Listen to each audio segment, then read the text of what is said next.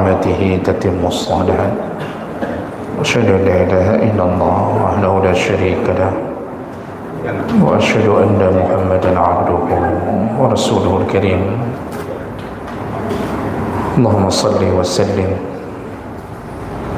على نبينا وسيدنا المصطفى محمد وعلى آله وأصحابه أجمعين أما بعد رب اشرح لي صدري ويسر لي أمري واحلل عقدة من لساني يفقهوا قولي. Segala puji bagi Allah, kemudian salawat dan salam pada Rasulullah, pada keluarga dan seluruh sahabat-sahabatnya. Bapak-bapak, ibu, jemaah salat maghrib dan isya yang Allah muliakan insyaallah.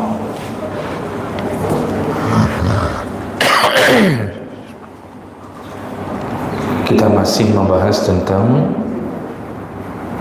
syarat-syarat kapan seseorang wajib menghadiri walimah pernikahan.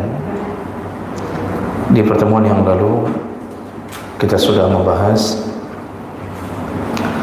beberapa syarat. Di antara yang sudah kita bahas yaitu wajib menghadiri undangan walimah apabila tempat walimah tersebut tidak terlalu jauh. Artinya kalau tempatnya jauh maka menyebabkan tidak wajib hadir. Artinya tidak lagi berdosa kalau tidak hadir. Kemudian wajib hadir di tempat walimah apabila di tempat itu tidak ada kemungkaran seperti dipajangnya perempuan-perempuan sebagai penyambut tamu. Artinya kalau ada rombongan perempuan yang sengaja disolek untuk menyambut tamu atau sering disebut dengan pagar ayu, kalau ada yang begitu maka menyebabkan tidak lagi wajib menghadiri walimah tersebut karena dianggap perkara itu melanggar syariat. Tidak ada dalam syariat dalam satu perkara apapun memuliakan tamu dengan cara memajang perempuan sebagai penyambut. Tidak ada. Maka Bapak Ibu, kalau mau walimah kita diberikan pahala sempurna, maka jangan lakukan itu. Kita sudah jelaskan minggu yang lalu, kadang-kadang kita sengaja menyuruh perempuan-perempuan yang muda, cantik untuk berdiri di tempat kado, dan itu posisinya sekaligus sebagai penebar senyum ketika datangnya tamu. Ini hanjutnya sebenarnya ya. Jadi yang paling bagus itu ya yang tunggu kado itu kan tak mesti yang cantik-cantik. Kalau perlu yang bercadar taruh di situ ya, yang bercadar untuk menyambut, bukan menyambut tamu, untuk menjaga kado ya, itu lebih terjaga. Kemudian berikutnya wajib hadir di walimah apabila tidak ada ikhtilat.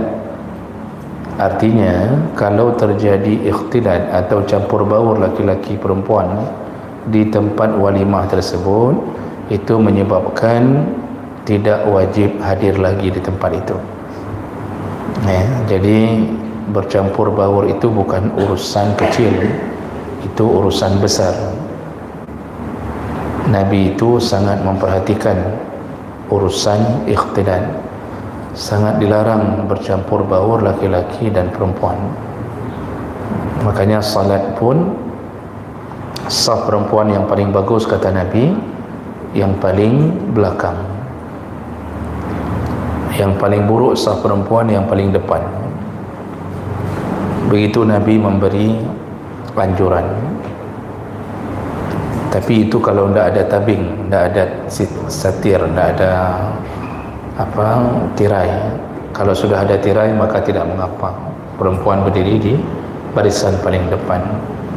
Nah, kenapa Nabi mengatakan barisan perempuan, saf perempuan yang paling bagus itu yang paling belakang? Karena jauhnya dia dengan laki-laki. Jadi sampai segitu Nabi mengatakan kehormatan perempuan itu jangan bercampur dengan laki-laki. Makanya tidak wajib hadir lagi bang. Kalau kita lihat keadaan walimah, itu sudah bercampur baur. Satu meja, di situ laki, di situ perempuan, lalu duduknya juga bercampur baur. Di situ kursi laki, di situ kursi perempuan. Ini kalau kita langsung balik badan tidak hadir lagi, tidak apa-apa, dibolehkan. Kemudian kita juga sudah membahas beberapa perkara yang berhubungan dengan kondisi orang yang mengundang. Kalau kemarin tu kita bahas tentang tempat undangan, yang berhubungan dengan tempat undangan. Minggu lalu kita bahas sedikit tentang kondisi orang mengundang. Maka yang pertama, wajib hadir di tempat walimah kalau yang mengundang bukan anak-anak dan bukan orang gila. Artinya yang wajib kita hadiri kalau yang punya hajat itu orang baligh dan sehat akalnya. Kalau yang mengundang anak-anak atau orang gila, maka tidak wajib hadir, karena pada dasarnya mereka tidak punya mereka itu tidak layak untuk membuat undangan, karena mereka sendiri pun tidak bisa mengatur dirinya sendiri. Kemudian kita juga sudah bahas bahwa wajib hadir apabila yang mengundang itu adalah muslim, sesama muslim. Artinya kalau yang mengundang itu adalah orang kafir, non muslim, maka tidak wajib hadir. Kalau mau hadir boleh, syaratnya tidak ada kemungkaran di tempat pestanya orang kafir tersebut. Jadi makanannya makanan halal, minumannya minuman halal, lalu kemudian tidak ada orang-orang yang terlihat auratnya, itu silakan hadir. Karena Nabi pun dulu pernah memenuhi undangan seorang Yahudi yang menyediakan roti dan susu untuk Nabi. Nabi hadir. Jadi kita itu dibolehkan, namun tidak wajib. Tidak hadir pun tidak apa-apa. Kalau hadir hanya untuk pertemanan, silakan. Tidak hadir pun tidak menyebabkan dosa. Berbeda kalau yang mengundang itu orang Islam. Kalau tidak hadir, berdosa, kecuali uzur. Sudah kita sebutkan beberapa uzurnya, halangan yang menyebabkan tidak wajib hadir lagi. Karena tujuan mengundang itu untuk mempererat persaudaraan, mempererat kasih sayang, dan itu tidak perlu dijaga dengan orang kafir. Jadi orang kafir itu batasan kita apa Pak? Toleransi, bukan mempererat persaudaraan. Toleransi perlu, cuma toleransinya tidak boleh juga kebablasan. Tidak boleh toleransi yang menyebabkan sudah masuk ke ranah akidah, itu tidak boleh. Walaupun teman kita SMA Cina mungkin Kristen, lalu kita mengucapkan selamat Natal, itu haram. Haram. Dengan mengucapkan selamat Natal sebenarnya kita turut meridai adanya Tuhan selain Allah. Dan Nabi paling pantang kalau bicara tentang akidah, yang mengikuti agama lain, tak boleh. Baik, jadi yang wajib hadir itu kalau yang mengundang adalah orang Islam. Kita lanjutkan. Tadi saya ulang dulu sedikit karena ada beberapa yang mungkin tidak sempat hadir di minggu yang lalu. Saya selalu mengulang 5 menit, karena dengan mengulang kita bisa mengingat kembali pelajaran kita di minggu yang lalu. Kita lanjutkan berikutnya. Wajib hadir di undangan walimah apabila yang mengundang bukan orang fasik. Artinya kalau yang mengundang orang fasik, maka tidak wajib hadir. tak wajib hadir. Artinya kita boleh hadir, tetapi sebaiknya tidak usah hadir. Ya. Apalagi kalau mazhab Hanafi menambahkan, apalagi ya, dia memamerkan kefasikannya, ya, dia memamerkan kefasikannya, maksudnya bangga dengan maksiatnya. Fasik itu apa, Pak? Fasik itu orang-orang yang melakukan dosa besar dan belum bertaubat, ya, sudah pernah berzina belum taubat, sudah pernah makan riba dengan cara meminjam uang kredit dan belum taubat, ya, dan tidak ada rencana taubat. Juga dia terbiasa melakukan dosa kecil yang fasik, tidak boleh dijadikan sebagai panutan, tidak boleh dijadikan sebagai imam. Jadi imam salat pun itu makruh, menjadikan orang fasik. Hai, penampilan ke pakaian, Masya Allah, pakaiannya pakaian orang saleh, tapi pekerjaannya pekerjaan orang fasik. Nah, itu dia tidak boleh dijadikan imam. Kalau dia buat acara walimah, ya, misal yang buat acara walimah apa, urung hana temayang, orang tak salat buat walimah, atau germo yang apa, agen WTS, ya, jadi agen pelacuran, dia tokenya buat acara walimah, ya. Ini golongan orang-orang fasik, atau bahkan sering terbuka auratnya, kemana-mana pakai celana pendek di atas lutut, lalu dia buat acara walimah. Apakah wajib hadir? Jumhur ulama mengatakan tidak wajib hadir. Maksud tidak wajib hadir ni kan sebenarnya acara walimah kalau diundang kan wajib hadir, cuma gara-gara yang mengundangnya ini adalah orang fasik, maka berubah hukumnya menjadi tidak wajib hadir. Artinya tidak hadir pun tidak lagi menyebabkan dosa, ya. Dan dibuat catatan, lebih-lebih tidak perlu hadir kalau dia memamerkan kefasikannya. Misal dia memang tahu diri bahwa dia ini ahli maksiat, tapi bangga dengan maksiatnya, ya, bangga sekali dengan maksiatnya.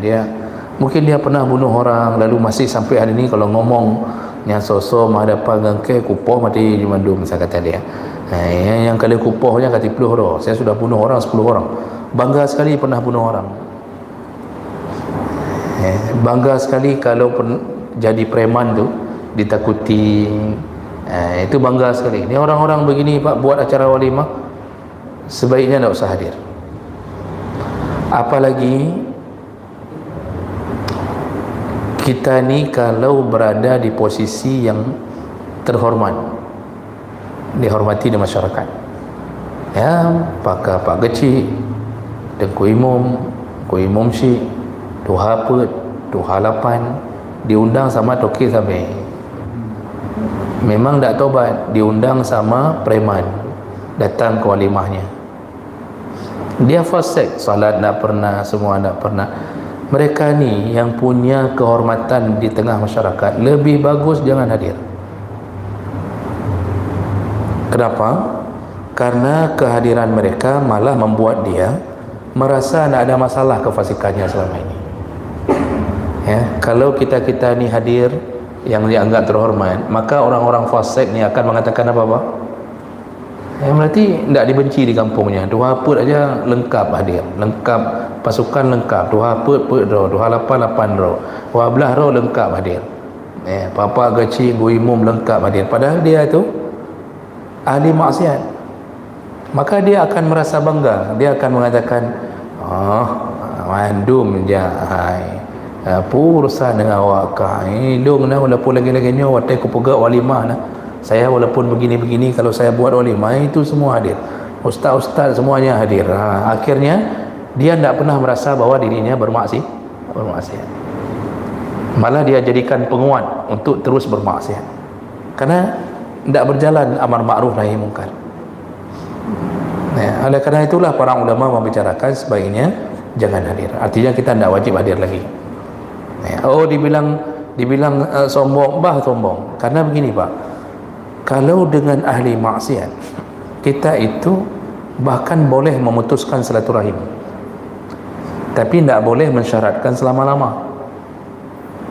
Dulu para sahabat kalau berurusan dengan ahli maksiat itu mereka langsung mengatakan, aku tidak akan bicara lagi denganmu.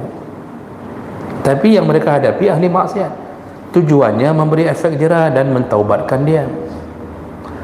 Nabi itu walaupun mengecam pemutus silaturahim, tetapi ketika perang Tabuk ada 3 orang yang tidak ikut perang, padahal sehat badan, sehat segala-gala, tapi tak ikut perang dengan alasan mereka ini menunggu panen. Jadi hampir panen kurma, jadi mereka ni takut kalau mereka pergi perang tak ada yang panen, lalu mendapatkan kerugian. Akhirnya mereka berpura-pura sibuk segala macam sampai tak ikut bersama Nabi untuk ikut perang Tabuk.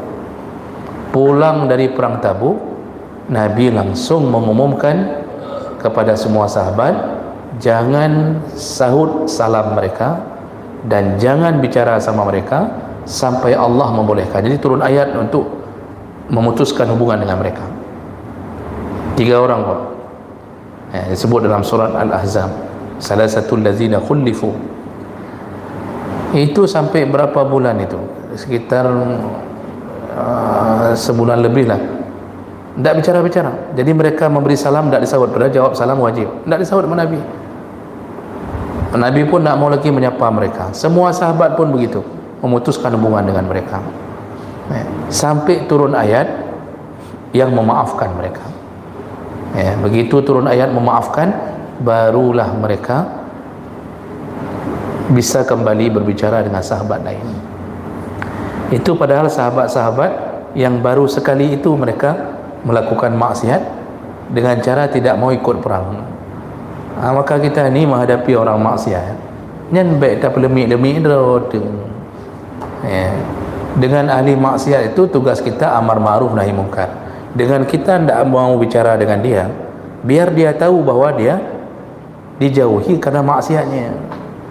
Ni kalau kita misalnya yang punya kedudukan di kampung pun ikut bermesraan dengan ahli maksiat, maka dia itu tidak ada pengingat. Salah satu caranya jangan hadir ketika ahli maksiat membuat acara walimah. Baik. Kemudian baru wajib hadir lagi. Syarat berikutnya yang berhubungan dengan orang yang mengundang, baru wajib hadir lagi, yaitu dengan syarat alla yakuna ghalibu malad da'i min haram. Baru wajib hadir kalau yang mengundang membuat acara bukan dengan harta haram. Artinya sepakat para fuqaha, kalau yang punya walimah membuat acara walimahnya dengan memakai atau sumber hartanya harta haram, maka tidak lagi wajib hadir. Gugur kewajiban kita untuk hadir.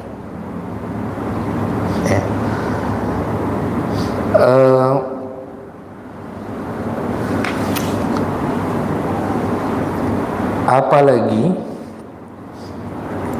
yang punya hajat walimah ini tidak ada sumber penghasilan lain kecuali yang haram,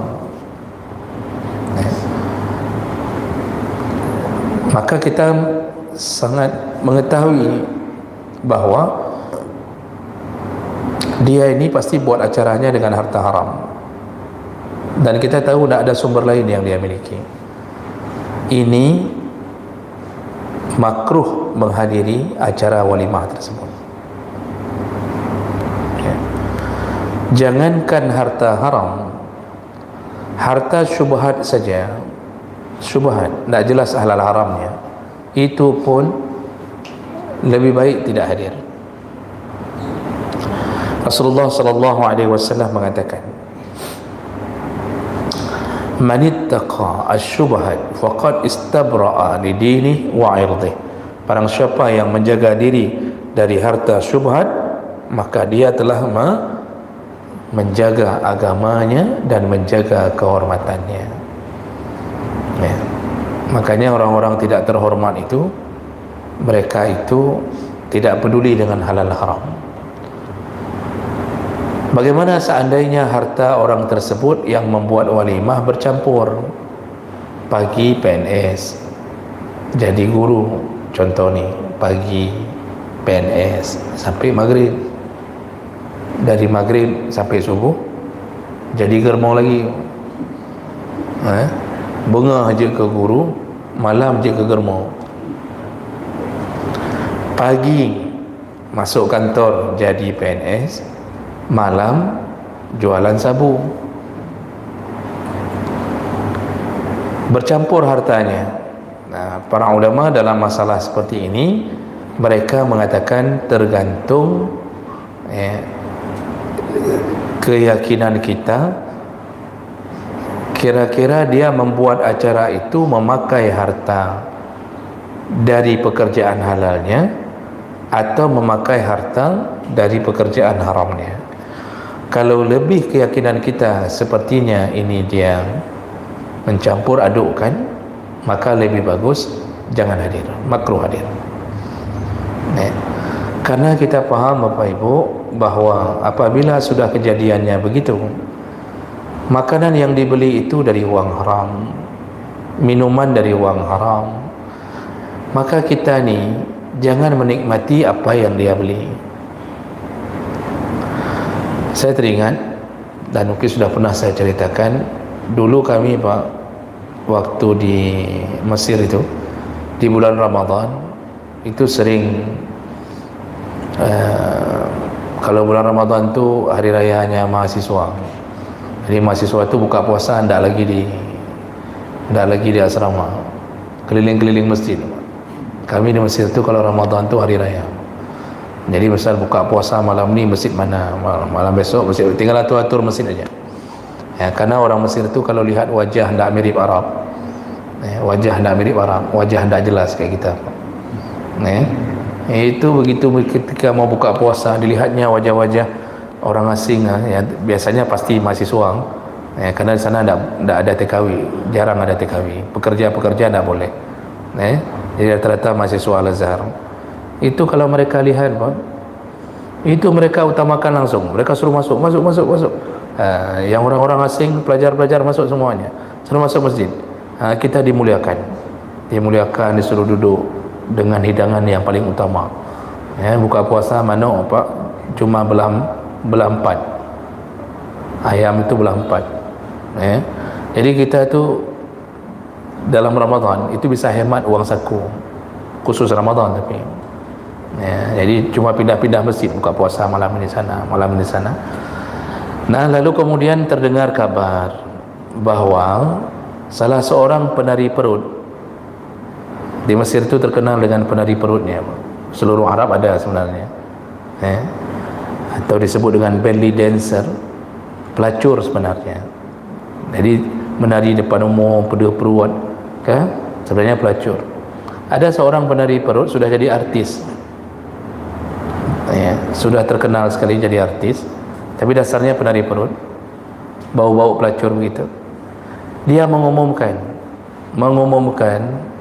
bahwa selama Ramadan dia akan buka puasa gratis.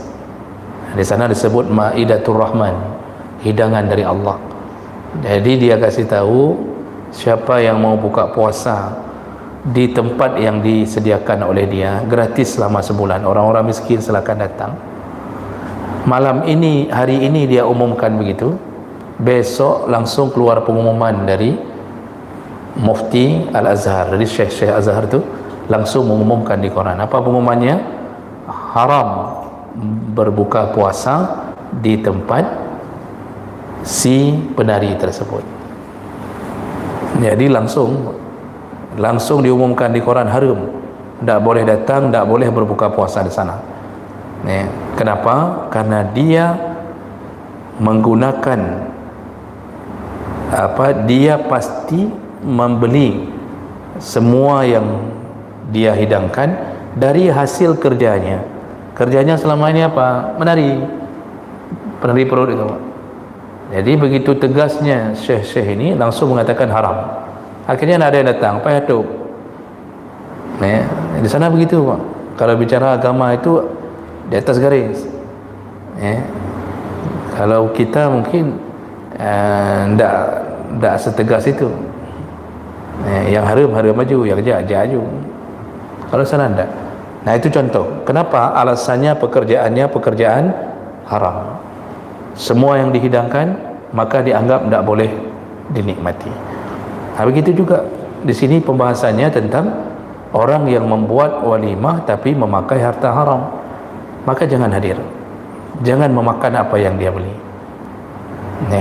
Tadi waktu orang kafir malah boleh hadir kalau dia tidak menggunakan dengan harta haram, karena kan harta haram itu tidak menyangkut masalah agama. Masalah siapa pemiliknya itu agama apa, tidak menyangkut itu. Orang kafir kadang-kadang kerjanya jualan, memang jualan kerjanya. Contoh misal si Linda jualan keramik, lalu dia undang kita apa? Dia buat pesta, dia undang kita. Kita tahu dia jualan kerjanya, memang itu penghasilan dia. Boleh tidak kita datang? Tadi dengan orang kafir boleh datang, boleh, walaupun tidak wajib. Tapi walaupun orang Islam, selama dia memakai harta haram, malah tak boleh hadir. Kenapa kita tidak boleh hadir? Yang pertama, kalau kita makan dengan pengetahuan bahawa memang itu haram, hati-hati. Hadis Nabi menyatakan, Allahmu nabata minas suhti fannaru awla bih. Daging di tubuh kita yang tumbuh dari benda yang haram, maka neraka lebih utama untuk daging tersebut. Ini Pak, kita makan dari harta haram, tumbuh menjadi daging. Daging itu dirindukan oleh neraka. Itu kalau dari harta haram. Kan tak mungkin dalam neraka cuma perut aja. Tiba-tiba perut dalam neraka. Ditanya sama orang, perut siapa ni? Tak tahu. Orangnya di mana? Orangnya dalam surga. Itu tak mungkin. Yang dimaksud dengan daging di situ adalah seluruh tubuh kita. Maka hati-hati, makan haram itu berat pertanggungjawabannya di akhirat. Jangan hadir kalau menggunakan harta haram, kecuali dia ini tidak pernah memberitahu apa pekerjaannya. Dia kerja di luar negeri, tidak ada yang tahu sebenarnya dia pekerjaannya apa. Bahkan mungkin istrinya pun tidak tahu apa pekerjaan dia. Tapi dia selalu kirim uang. Rupanya di luar negeri dia kerjanya kerja haram. Tapi kita tidak tahu. Dibuatlah walimah di kampung, diundanglah kita, besar-besaran walimahnya.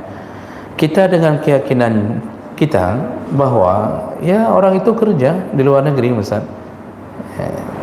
Dan kalau kita tanya pun dia mengatakan hal yang baik. Nah, di situ kita datang tanpa mengetahui asal usul, maka dibolehkan untuk hadir. Tapi kalau sudah tahu Pak, itu tidak boleh. Saya sudah pernah kasih tahu Bapak Ibu, bantuan dari orang yang ahli maksiat pun tidak boleh terima. Kalau ada yang mau bantu masjid, mau bantu menasah dari orang yang mencari harta haram, dia sedekah ke menasah, kita tahu, panitia tahu nyan pengharumnya, tidak boleh terima. Walaupun dia cuma mau bantu karpet, dia bilang karpetnya belum bentuk, kita tahu dia dokter sampai. dan tidak ada pekerjaan lain, nyan haram terima, Pak. Tak boleh terima. Tapi kalau sudah keterima duluan baru tahu apa pekerjaan dia, itu tak perlu buang karpetnya, karena waktu kita terima dalam keadaan kita yakin itu harta halal. Di dalam semua ini sudah pernah kejadian, Pak. Mungkin Bapak tahu di salah satu masjid itu kubah dibangun Madoke Sabe, kubah masjid. Tak usah saya kasih tahu masjidnya lah.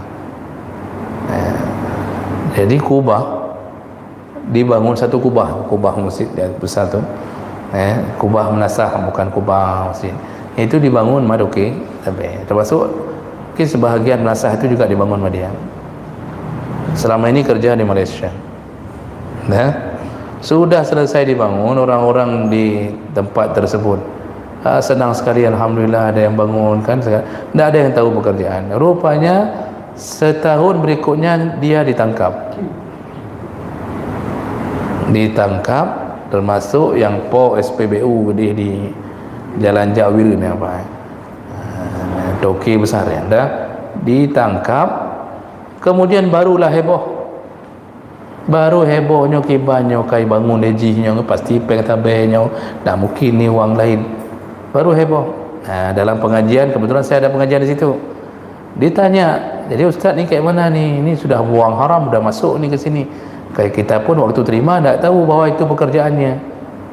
Apakah kita runtuhkan saja atau kita hancurkan kubah itu? Saya bilang jangan, karena waktu dia kasih kita dalam keadaan tidak tahu. Kecuali beda kalau kita tahu, Pak.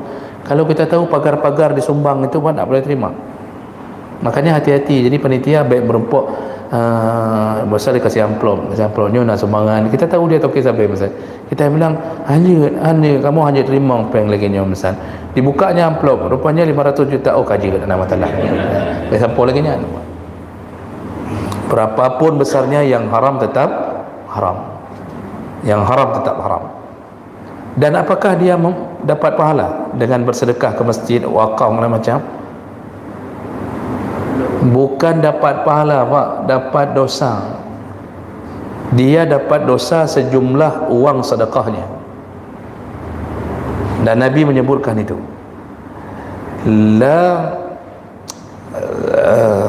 Sebentar, awal hadisnya. Yang intinya nanti sebentar lagi saya bilang punya hadisnya, Pak. Tidak diterima, la tuqbalus salatu bighairi wudu. Tidak diterima salat tanpa wudu. Wala sadaqatan min ghulul, dan juga tidak diterima sedekah dari harta haram, harta ghulul, harta nipu, harta khianat, tidak diterima. Di hadis yang lain disambung oleh Nabi, bukan hanya tak diterima tapi menjadi dosa bagi orang yang bersedekah. Dia bersedekah tapi dengan uang haram, kasih makan anak yatim, fakir miskin, tapi pakai pengharam. Dia tidak dapat pahala tapi dapat dosa. Kenapa kok bisa dapat dosa? Maunya kan kalau ditolak aja, tidak usah dikasih dosa, tapi dosa. Kenapa dosa, Pak?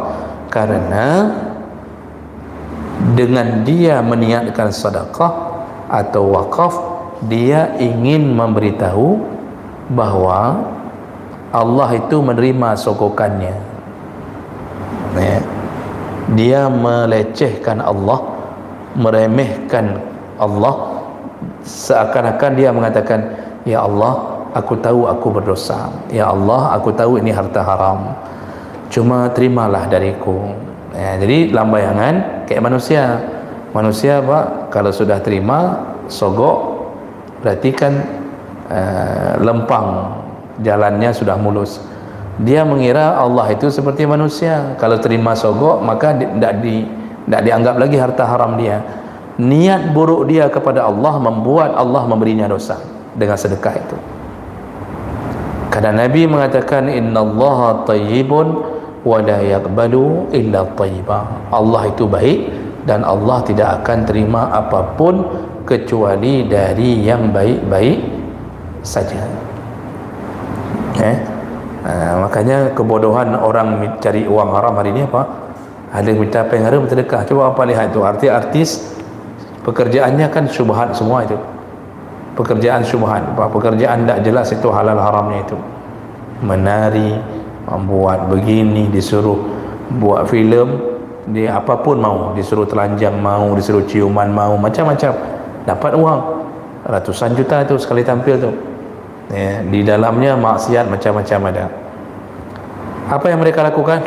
Dengan kebodohannya, uang dari hasil kerjanya mereka bangun panti asuhan, lalu mereka membantu anak yatim, dibantu orang yang dapat musibah bencana. Itu bantuan itu seakan-akan kan beres artinya, walaupun panjang haram tapi dia enggak lupa sama sedekah, padahal sedekahnya itu malah membuat dia berdosa.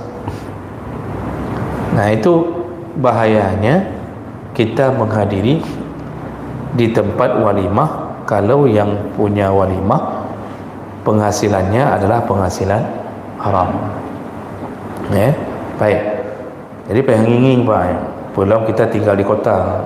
Kalau di kota itu macam-macam model orang. Koruptor buat walimahnya ada apa aja tadi ya. Koruptor buat walimah tak usah datang. Okey, baik.